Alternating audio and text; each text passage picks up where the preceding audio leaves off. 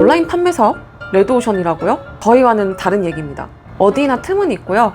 이렇게 걱정하시는 와중에도 하루라도 빨리 상품 등록 시작하셔서 돈을 버시는 분들이 분명 존재해요.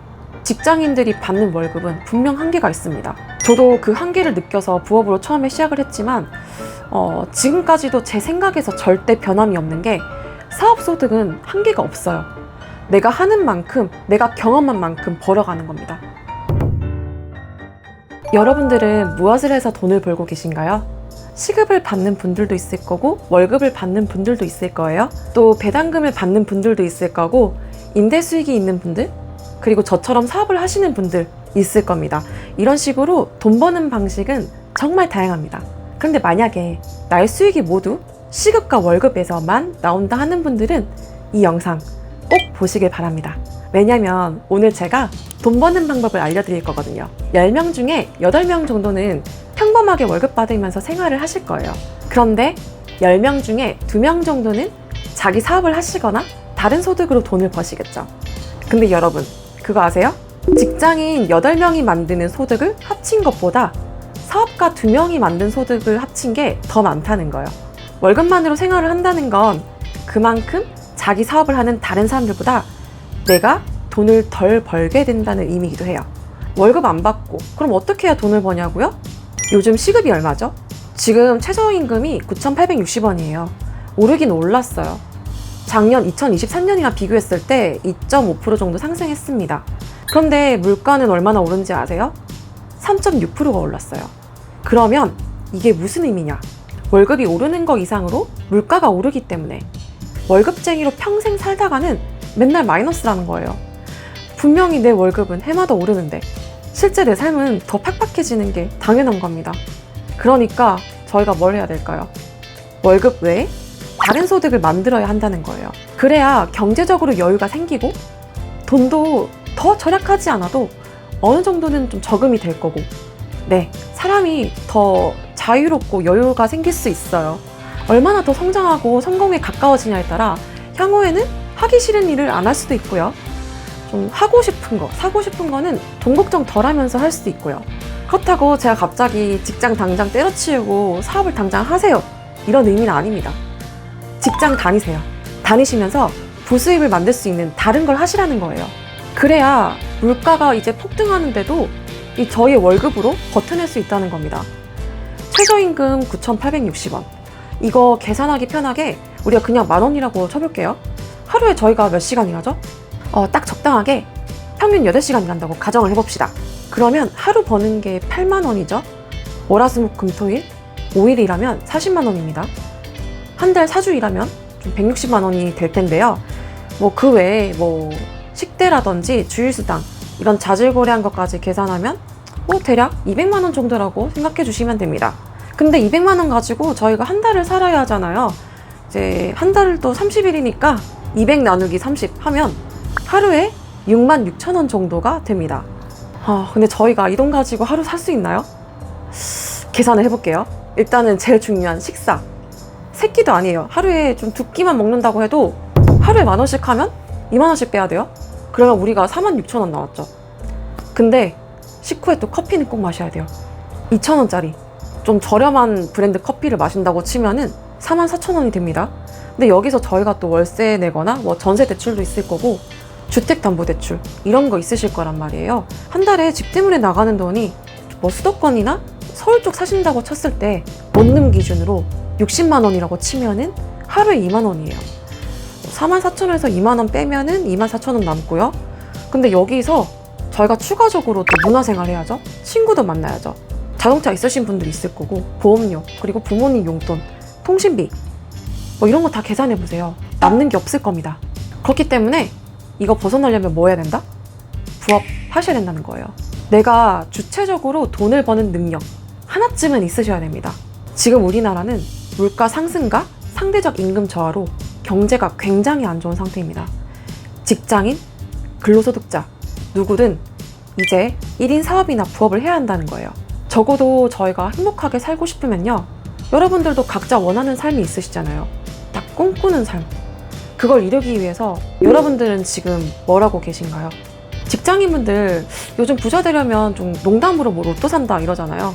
근데 누구나 바라고 있지만 사실 노력만으로 되는 것도 아니고 너무 비현실적입니다. 그래서 저희가 이 로또에 걸릴 확률을 못 빠지게 기다리는 것보다 현실적으로 스스로 돈을 버는 방법 딱 하나쯤은 알아야, 게다가 그게 전업으로의 발전 가능성까지 있다면 저희가 꾸준히 했을 때 향후에 부자가 되는 길로 가기까지가 좀 더 가까워지고 확률이 더 높아진다는 거죠. 요즘 주변에 한번 둘러보세요. 지식산업센터, 공유오피스, 1인 쇼핑몰, 요즘 왜 많을까요? 1인 창업자들이 그만큼 많아졌다는 거예요.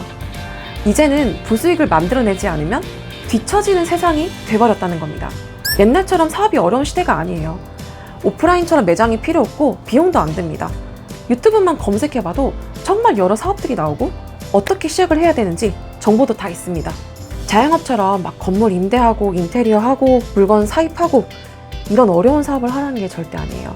나 같은 초보자도 돈 없어도 물건을 굳이 사놓지 않아도 쉽게 할 수 있는 거, 그런 거 알려드리는 거예요.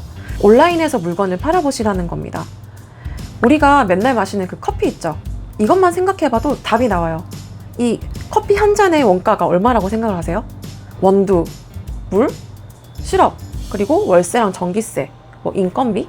근데 이제 여러 가지 비용이 들어가겠지만 원두 가격만 해도 한 잔에 뭐 100원? 150원 정도라고 해요. 그런데 우리 커피 한 잔에 얼마 정도 내요? 저렴하면 2,000원, 비싸면 6, 7,000원까지도 많이 내시죠. 남는 돈이 얼마겠나 생각을 해보세요. 우리가 하루에 열심히 8시간 동안 일해도 이렇게 시급을 받는 걸로는 절대 장사해서 버는 돈을 못 따라갑니다. 따라갈 수가 없어요. 그래도 그나마 이거는 오프라인 사업을 예를 든 건데요. 그런데 온라인 사업으로 한번 넘어가 봅시다.